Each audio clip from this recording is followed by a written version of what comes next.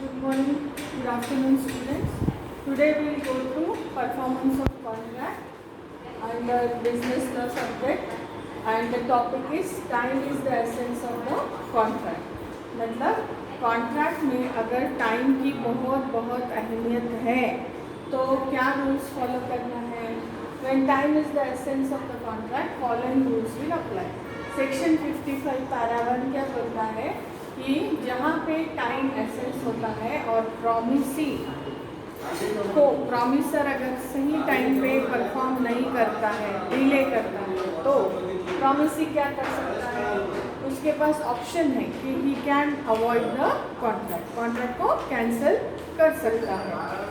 Section 55 para 3 क्या बोलता है, समझो प्रॉमिसर परफॉर्म करने में डिले किया लेकिन प्रॉमिसी उसको एक्सेप्ट किया, कुछ भी उसमें कुछ बोला नहीं, तो वो कॉन्ट्रैक्ट भी अवॉइड नहीं कर सकता और कॉम्पेंसेशन भी क्लेम नहीं कर सकता है.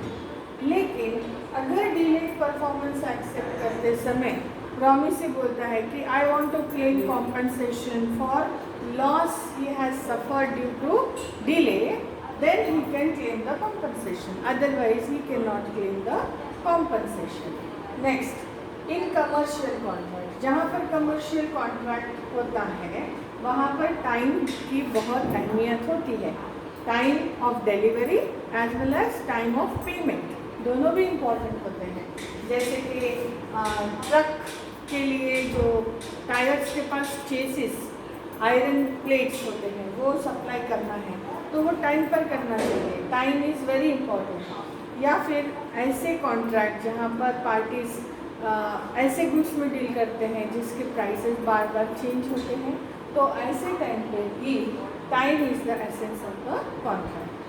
कौन से कॉन्ट्रैक्ट्स है जहाँ पर time is not the essence of the contract. Section 55 para 2 बोलता है जहाँ पर जैसे कि इमूवेबल प्रॉपर्टी है.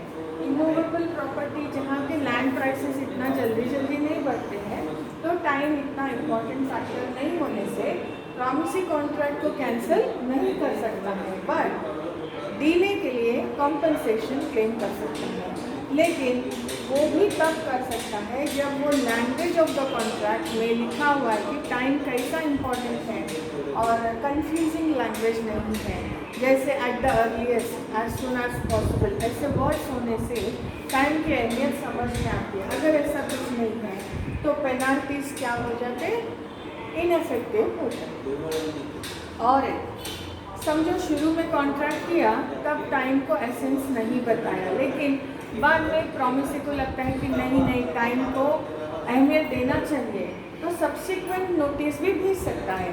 लेकिन सब्सिक्वेंट नोटिस मतलब कॉन्ट्रैक्ट के बाद में नोटिस भेजना भी हो सकता है. लेकिन प्रॉमिसी को ये ध्यान रखना पड़ेगा लॉन्गेस्ट टाइम प्रोवाइड करे प्रॉमिसर को जितना हो सके.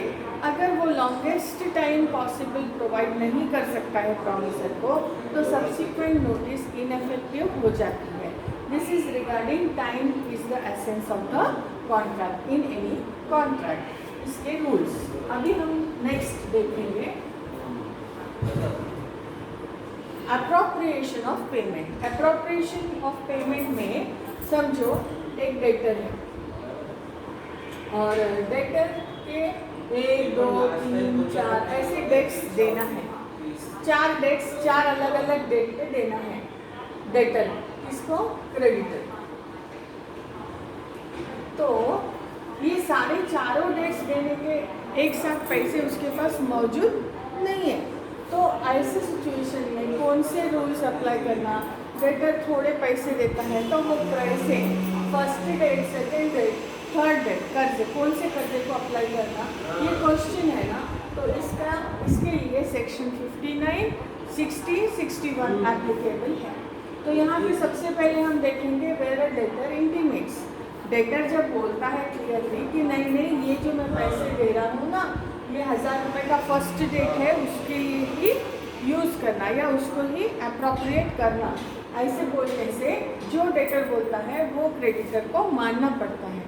द रूल से मैक्सिम क्या बोलता है, the money should be apportioned according to the payers will not according to the receivers will, ऐसे।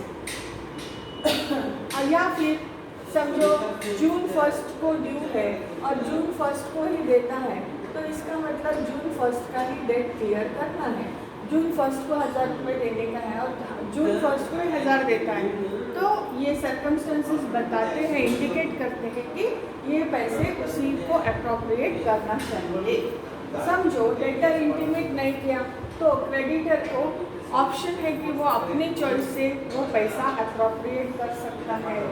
जब क्रेडिटर अपने मर्जी से अप्रोप्रिएट कर सकता है क्योंकि डेटर ने बताया नहीं या फिर कोई इंडिकेशन नहीं है, तो क्रेडिटर अपना बिल यूज़ कर सकता है। क्रेडिटर किसी भी डेट को अपनी मर्जी से अप्रोप्रिएट कर सकता है और चेंज भी कर सकता है जब तक कि क्रेडिटर ने डेटर को इन्फॉर्म नहीं किया तब तक।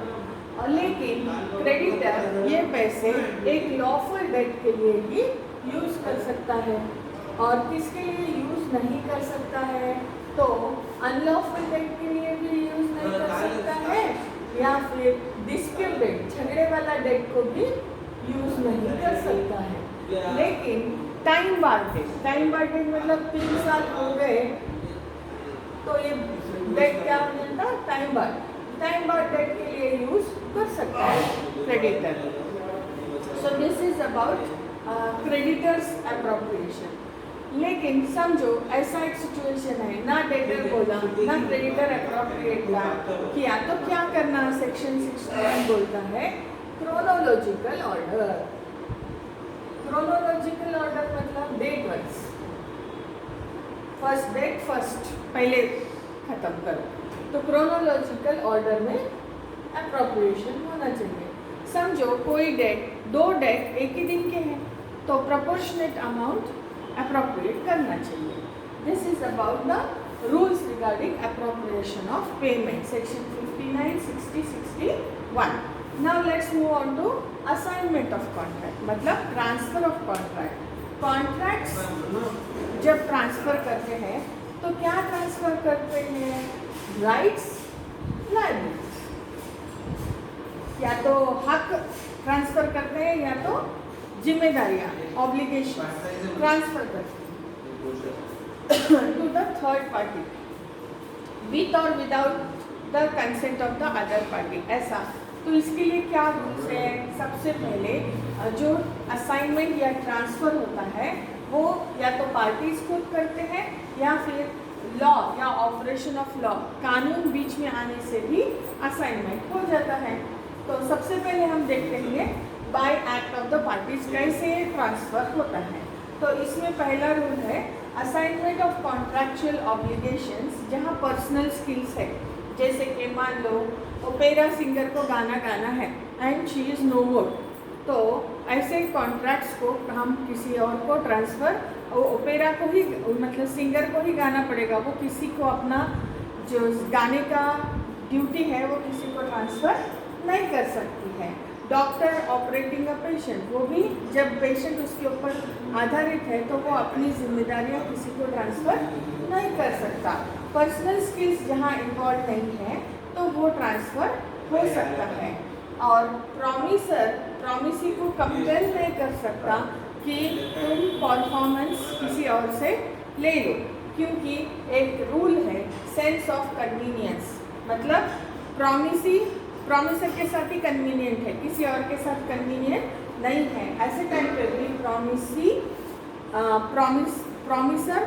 को कंपेल नहीं कर सकता कि किसी और से परफॉर्मेंस एक्सेप्ट करे। लेकिन यहाँ 2 लिमिटेशंस है प्रॉमिसी के लिए, क्या कि समझो उसमें कोई पर्सनल स्किल्स नहीं है या फिर इतना डिफ़िकल्ट वर्क नहीं है, तो प्रॉमिसर अपने एजेंट को ट्रांसफ़र कर सकता है जिम्मेदारियाँ।